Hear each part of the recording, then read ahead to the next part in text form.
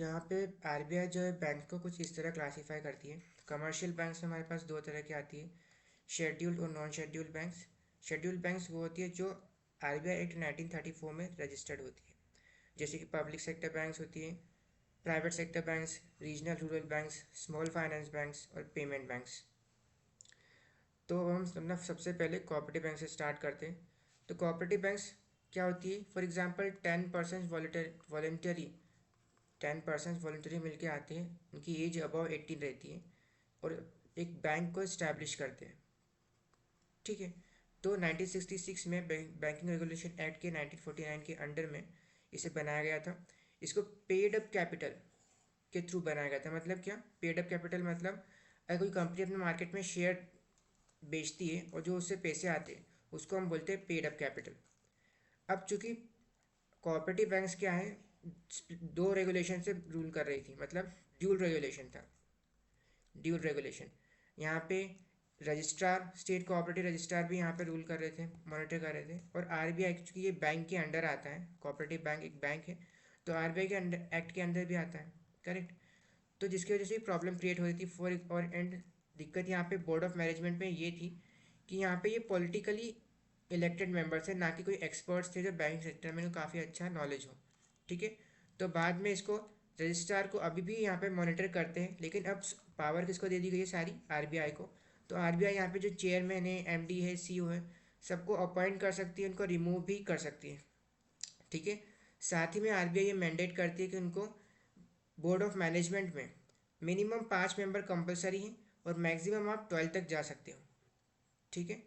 इसी के साथ कोऑपरेटिव बैंक्स के बाद इसमें हम क्लासिफिकेशन देख लेते हैं। तो यहाँ पे अर्बन आती है, अर्बन कोऑपरेटिव बैंक्स, तो इसमें आता है शेड्यूल्ड और नॉन शेड्यूल्ड। अब शेड्यूल्ड बैंक में सेम क्लासिफिकेशन है, मल्टी स्टेट, सिंगल स्टेट। इसके बाद हम आते हैं रूरल कोऑपरेटिव बैंक्स में। तो रूरल कोऑपरेटिव बैंक्स में क्या होता है? यहाँ पे सबसे पहले आता है लॉन्ग टर्म और शॉर्ट टर्म कोऑपरेटिव बैंक्स। तो लॉन्ग टर्म में कौन सी होती है? लॉन्ग टर्म मतलब यहाँ पे लोन्स की बात की जा रही है, मतलब जो लोन्स दे सकते हैं लॉन्ग टर्म। तो for example state cooperative banks. ठीक है, स्टेट कोऑपरेटिव बैंक्स ये रहा। इसके बाद district central cooperative banks, district central cooperative banks. और इसके नीचे आता है primary agriculture credit societies, primary agriculture credit societies. अब ये जो है डीआईसीजी के अंडर नहीं आती है, डीआईसीजीसी के अंडर नहीं आती, मतलब आपको अगर इसमें पैसे जमा करते हो तो आपको इंश्योरेंस नहीं मिलता है। ठीक है। अब साथ ही में ये डीआई जो प्राइमरी एग्रीकल्चर क्रेडिट सोसाइटीज़ हैं, ये सिर्फ मनी लेंडिंग नहीं करती, यहाँ पे सीड डिस्ट्रीब्यूशन, फर्टिलाइज़र डिस्ट्रीब्यूशन, ये सब भी यहाँ पे करती है। ठीक है। इसके बाद हम ऊपर चलते हैं लॉन्ग टर्म में। लॉन्ग टर्म में तो यहाँ पे आता है state cooperative agriculture and rural development bank, state cooperative agriculture and rural development bank. Then यहाँ पे आता है primary cooperative agriculture and rural development banks. ठीक है। आगे चलते हैं और कंटिन्यू, फिर इसके बाद आते हैं हम रीजनल रूरल बैंक्स पे। तो इस्टेब्लिश हुई थी 1975 में।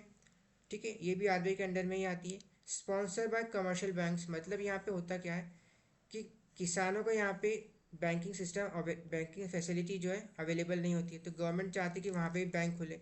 लेकिन अब एसबीआई और कोई सी भी बैंक होती है, उनको अफोर्डेबल नहीं होता कि आप एक रूरल एरिया में बैंक को ओपन करो। पहली बात तो पॉपुलेशन काफ़ी कम होती है, दूसरी बात ट्रांजेक्शन्स काफ़ी कम होते हैं, इसी वजह से बैंक्स को अफोर्डेबल नहीं होता है, ऑपरेशन कॉस्ट ज़्यादा होती है। तो यहाँ पे सेंट्रल गवर्नमेंट जो है 50% शेयर देती है किसी बैंक को ओपन करने का, स्टेट गवर्नमेंट 35% और स्पॉन्सर्ड बैंक जो है 15% अपना शेयर देती है। इनको ये 70 मैंडेटरी रहता है कि आप 75% जो अपना शेयर है वो आप प्रायोरिटी सेक्टर लेंडिंग में लगाओ, मतलब आपका 75% लोन्स जो है प्रायोरिटी सेक्टर लेंडिंग में जाएंगे। ठीक है। इसके बाद हम आगे चलते हैं और आते हैं national bank for financing infrastructure development. National bank for financing infrastructure development. पहले ये 100% गवर्नमेंट ओन करती थी, आगे चल के इसको 26% कर दिया जाता है। अब 26% मतलब 26% अब गवर्नमेंट ओन करती है। फंक्शंस की बात करें तो इसका मेन मोटिव यही है, नाम से समझ में आ रहा है। ये जो लोन्स है वो इंफ्रास्ट्रक्चर प्रोजेक्ट्स के लिए देती है, काफ़ी बड़े बड़े लोन्स रहते हैं, फॉर एग्जांपल 500 करोड़ के, 500 CR। ठीक है। अब अट्रैक्टिंग इन्वेस्टमेंट, यहाँ पे चूंकि 74% जो है पब्लिक सेक्टर को चला गया है, और ऑब्वियसली बात है पब्लिक सेक्टर अर्न करना चाहेंगी, तो यहाँ पे public sector banks, private sector, sorry public नहीं, प्राइवेट सेक्टर बैंक्स और इंस्टीट्यूशनल इंस्टीट्यूट्स जो फाइनेंस में लगाते हैं अपने पैसे, वो यहाँ पे पार्टिसिपेट कर सकते हैं। फॉरेन पार्टिसिपेशन काफ़ी बढ़ता है इंफ्रास्ट्रक्चर प्रोजेक्ट में। इसके साथ ही डिस्प्यूट रेजोल्यूशन में हेल्प करती है। अगर कोई इंफ्रा फाइनेंसिंग का डिस्प्यूट होता है तो उसमें हेल्प करती है। साथ ही में कंसल्टेंसी सर्विस प्रोवाइड करती है इंफ्रास्ट्रक्चर फाइनेंसिंग में। बेनिफिट्स की बात करें तो मल्टीप्लायर इफेक्ट, यहाँ पे आपकी जब मल्टीप्लायर इफेक्ट और वर्चुअस साइकिल, मतलब क्या, अगर किसी इंफ्रास्ट्रक्चर प्रोजेक्ट के लिए लोन दिया गया है तो उसके लिए आपको वर्कर्स हायर करना पड़ेंगे, तो एम्प्लॉयमेंट जनरेशन होगा। एम्प्लॉयमेंट जनरेशन होगा तो आपको सैलरीज देना पड़ेगी इन वर्कर्स को। सैलरीज आप दोगे तो इकोनॉमी में मनी सप्लाई बढ़ेगा, मनी सप्लाई बढ़ेगा तो मार्केट में डिमांड बढ़ेगी, तो मल्टीप्लायर इफेक्ट होता है और वर्चुअस साइकिल हमें देखने को मिलती है। उसी के साथ बर्डन यहाँ पे बैंक जो नॉर्मल और रेगुलर बैंक से उन पे से कम होता है। कैसे? तो चूंकि एसबीआई और ये सब बैंक्स जो है अपने लोन्स पे प्रॉफिट अर्न करती हैं। अब इंफ्रास्ट्रक्चर प्रोजेक्ट के लोन्स जो काफ़ी बड़े बड़े रहते हैं, 500 करोड़ के या फिर 10,000 करोड़ के, ठीक है। लेकिन इसमें इशू ये आता है कि आपने लोन आज दिया तो 5 साल बाद आपको रिटर्न्स उसके मिलना शुरू होंगे, प्रिंसिपल अमाउंट प्लस इंटरेस्ट, 5 साल 10 साल बाद, कि प्रोजेक्ट लंबा चलता है और प्रोजेक्ट बनने के बाद ही जो है कंपनी पे कर सकती है। तो जो बैंक से उन पर काफ़ी बर्डन था कि हमें इस तरह के जो प्रोजेक्ट पे लोन दे रहे हैं, काफ़ी प्रॉब्लमेटिक था। तो यहाँ पे अब ये लोन शिफ्ट होके NABFID पे आ जाते हैं, तो नॉर्मल बैंक्स पे से जो बर्डन है वो हट जाता है। कंसर्न्स की बात की जाए तो लैंड एक्विजिशन और गवर्नमेंट इश्यूज यहाँ पे होते हैं, इंडिया में नॉर्मल प्रॉब्लम है। फिर बॉन्ड पेनिट्रेशन मार्केट इंडिया में प्रॉपरली अच्छा नहीं है, ठीक है। तो ये सब होता है NABFID के बारे में। देन आते हैं हम स्मॉल फाइनेंस बैंक में। तो स्मॉल फाइनेंस बैंक्स में हम क्या बोलते हैं कि यहाँ पे अनसर्व्ड अनडिजर्व सेक्शन सोसाइटी के जो लोग हैं उनको जो है क्रेडिट प्रोवाइड करना चाहिए, लोन्स और एडवांस प्रोवाइड करने के लिए बनाया गया है, ठीक है। इसमें फॉर एग्जांपल MSMEs, एग्रीकल्चर, जो स्मॉल इंडस्ट्रीज़ है, फॉर एग्जांपल वुमेन जॉब्स है, आपके वुमेन सोसाइटी बना के आप एक जॉब कर रहे हो, कपड़े बनाने की, कपड़े सिलने की, ये सब, तो उसमें यहाँ पे लोन प्रोवाइड करती है small finance banks. Prudential norms मतलब रेगुलेशन क्या है, तो आपको CRR और SLR मेंटेन करना पड़ता है। यहाँ पे भी 75% ANBC जो आपको प्राइवेट सेक्टर लेंडिंग में देना पड़ता है, ठीक है। इसके बाद हम आते हैं पेमेंट बैंक्स पे। तो पेमेंट बैंक्स क्या होती हैं, तो यहाँ पे 100 CR गवर्नमेंट ने इन्वेस्ट किया था पेमेंट बैंक्स को ओपन करने के लिए। इसमें फॉरेन इन्वेस्टमेंट जो है गवर्नमेंट नॉर्म्स, मतलब गवर्नमेंट डिसाइड करती है कितना फॉरेन इन्वेस्टमेंट यहाँ पे आया जा सकता है। अभी के लिए आई थिंक 74% है। इसके बाद कैपिटल रिक्वायरमेंट की बात की जाए तो इनको 15% CAR capital adequacy ratio maintain करना पड़ता है रिस्क वेटेड एसेट्स का।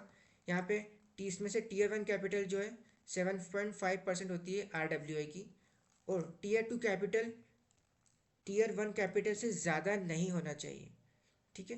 तो Tier 2 कैपिटल कितनी होगी, 100% ऑफ Tier 1 कैपिटल, मतलब इतनी लिमिट है, इससे ज़्यादा आप Tier 2 कैपिटल कलेक्ट नहीं कर सकते हो, ठीक है। इसके बाद हम फंक्शंस की बात करें तो ये लैंडिंग एक्टिविटीज़ नहीं कर सकते, लैंडिंग एक्टिविटीज़ नहीं कर सकते, ठीक है। इसके बाद यहाँ पे आता है